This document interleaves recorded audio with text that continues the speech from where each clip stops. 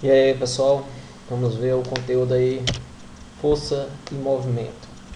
Ou seja, todo movimento ele é adquirido mediante uma força exercida sobre um determinado objeto. Então, quando um carro está em movimento, ou seja, quando ele está andando, houve uma força que induziu o carro a ter movimento. Vamos ver esse tipo de força, cada uma com suas respectivas características. Vamos lá? Então, força, vamos começar. A dinâmica é a parte da mecânica que estuda o sistema do ponto de vista das forças neles aplicadas, bem como suas consequências, ou seja, toda força vai gerar uma consequência, que é uma delas é o movimento. Vamos lá.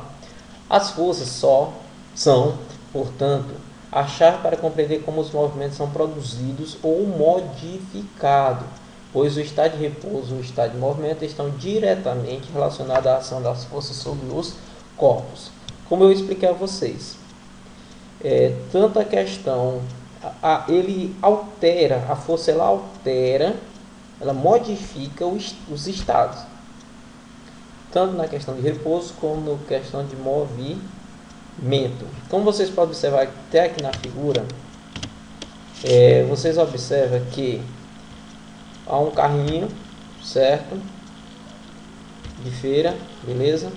Ele está em repouso, ou seja, não está tendo nenhuma ação sobre este carrinho, certo? Ou seja, ele está em estado de repouso. Mas a partir que o homem ele aplicou uma determinada força sobre este carrinho, certo? Ele deixou de estar no estado de repouso e passou a ter movimento. Beleza? Vamos lá. Então a gente tem algumas ações à distância e ações por contato, que é a questão das forças. Uma delas é a força por contato. A superfície dos corpos que interagem se tocam, puxando ou empurrando-a. Como assim, professor? Simples. Por exemplo, quando você vai abrir uma porta, está tendo um contato entre você e a porta, ou seja, você exerce uma força sobre a porta para que ela seja aberta. Você a empurra e você a puxa quando vai fechar. Todos esses fatos acontecem devido à força aplicada sobre a porta, certo? Como também, por exemplo, um carro, quando ele está no prego, a gente exerce uma força nele, não é? A gente empurra ele. E também, por exemplo, uma pedra. Você quer puxar uma pedra para deslocar ela de um ponto a outro. Ou seja, ela vai modificar a posição de um determinado objeto, ou, no caso aí, ou pedra. Certo? Ou seja, está exercendo dois tipos de força, empurrando e puxando. Certo? Esse aí é por contato, ou seja, está havendo uma interação entre as partes. Os corpos que fazem partes, a superfície dos corpos que interagem se tocam, tanto no quesito de puxar como empurrar. Por exemplo, as hélices de um barco, a motor, para o barco poder criar movimento e gerar um movimento para o barco, o que é que acontece? A hélice ela é colocada dentro da água, certo? O que é que acontece? Quando ele liga o motor, a hélice começa a girar. E o que é que acontece? Ela começa, no seu giro, ela começa a ter contato com a água, puxando ela. Tá aqui, ela vem, a hélice gira, essa água vem, bate na hélice, a hélice empurra a água para cá, fazendo com que o movimento do barco aconteça. Certo? Ou seja, também é uma força por contato entre a hélice e a água. Beleza? Vamos lá. Continuidade. Também temos a força de campo. A força de campo é quando não há contato entre as partes. Porém, um determinado objeto ele cria um campo de atração, certo? Fazendo com que cria um campo de força, fazendo com que aquele objeto venha até ele, ou seja, deslocando esse objeto. Vamos ver alguns exemplos. Por exemplo, a Terra. Na Terra nós temos a força da gravidade, que ela cria um campo de força, que é a gravidade que a gente chama, fazendo o quê? Toda vez que você pula, a tendência de você é descer, porque ela puxa você para o chão. ela atrai você para o seu centro, certo? Nós também temos o campo magnético. Quem já vê o ímã, se você pegar um ímã e colocar uma caixa de prego, vários pregos no chão, e você aproximar ele, o que é que vai acontecer? Esse campo, esse ímã, certo? Ele vai criar um campo magnético, certo? Que ele vai induzir o quê? Os pregos ao seu encontro. Ou seja, ele cria esse campo de atração, certo? Sendo que esse campo, parecido com a da gravidade, ele atrai os objetos que estão distantes para se aproximar. Ou seja, ele atrai esse objeto quando esse objeto está dentro do seu campo de atração, certo? Quando ele está dentro deste campo, ele atrai as forças. É uma das forças, é a força de campo, ou seja, não tem um contato, certo? Para gerar um movimento, tá bom? Vamos lá. Efeitos de uma força. Quais são os efeitos que as forças causam em um determinado objeto? Uma delas é a deformidade.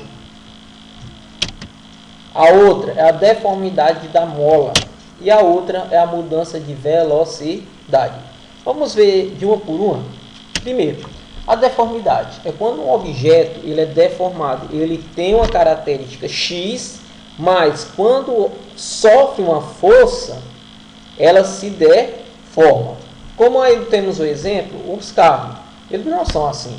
Ou seja, eles ficaram assim devido ao quê? A força do impacto. Houve um contato, eles bateram, certo? Criando o quê? Uma deformidade. Um outro exemplo que a gente podemos citar, por exemplo, uma latinha de refrigerante. Você tem aqui, tem muitas pessoas colecionam, certo? As latinhas de refrigerante, essas coisas e tudo. Eles pegam essa latinha e o que fazem? Eles pisam.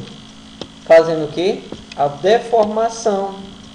Saindo do estado X, no seu estado normal, para um estado Y, ou seja, o estado deformativo. Ok? A mola também é ou seja, há uma deformidade. Por exemplo, aí vocês estão vendo a mola na sua forma, certo? Na sua forma normal, ok? O que é que acontece? Por exemplo, moto. Eu sei que a maioria da nossa cidade aqui, o pessoal anda de moto. Estrada de terra, tem muitos buracos. E o buraco, pedra, objetos, certo? Ou às vezes você freia forte. Ou seja, tudo isso, o que é que acontece? A mola sofre uma força. Quando você freia, a força da moto, a moto vem aqui, ela freou, ou seja, aqui a mola, vamos supor, ela vai fazer isso aqui, ó. Ela vai sofrer o impacto da força do freio, certo? Ela ajuda a diminuir o impacto, certo? A mola, ela ajuda isso. Ela se flexiona, se deformando, ou seja, ela se fecha. Esses espaços em aberto, eles encolhem, certo? Sofrendo a deformidade. Quando você vai passando no buraco, quando o pneu faz isso aqui, ele traz a força do impacto do pneu com o chão e o buraco, ele joga toda a força na mola, certo? Fazendo isso aqui, ó, com a mola, ó. Ela tá aqui, ela vai fazer isso aqui, ó. Ou seja, sofre uma deformidade.